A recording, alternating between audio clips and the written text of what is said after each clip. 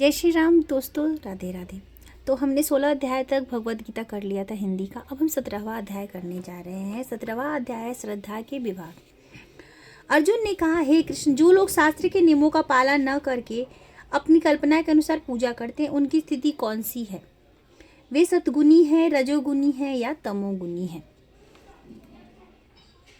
भगवान ने कहा, देहधारी जीव द्वारा अर्जित गुणों के अनुसार उसकी श्रद्धा 3 प्रकार की हो सकती है, सतोगुणी, रजोगुणी अथवा तमोगुणी। अब इसके विषय में मुझसे सुनो।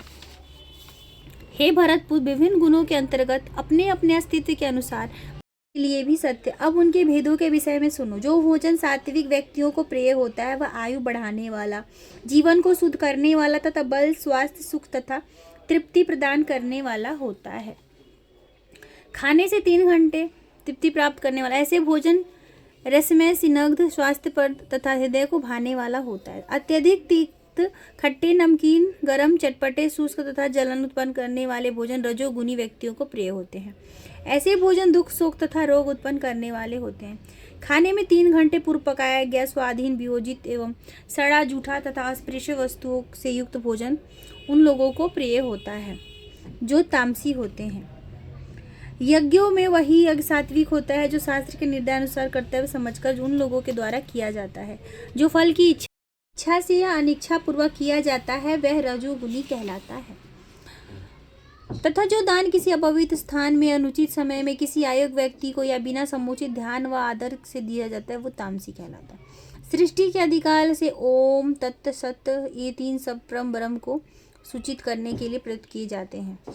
ये 3 सांकेतिक अभिव्यक्तियां ब्राह्मणों द्वारा वैदिक मंत्रों का उच्चारण करते समय तथा ब्रह्म को संतुष्ट करने के लिए यज्ञों के समय प्रयुक्त होती थी। अतएव योगी जन ब्रह्म की प्राप्ति के लिए शास्त्रीय विधि के अनुसार यज्ञ, दान तथा तप की समस्त क्रियाओं का शुभारंभ सदैव ओम से करते हैं। मनुष्य को चाहिए कि कर्म फल की इच्छा किए बिना विविध प्रकार के यज्ञ, तप तथा दान को तत् शब्द कहकर संपन्न करे। ऐसे दिव्य क्रियाओं का उद्देश्य भव बंधन से मुक्त होना है। परम सत्य भक्ति में यज्ञ का लक्ष्य है और उसे सत शब्द से अभिहित किया जाता है। हे प्रतापुत्र, ऐसे यज्ञ का संपन्न करता ही सत्य कहलाता है।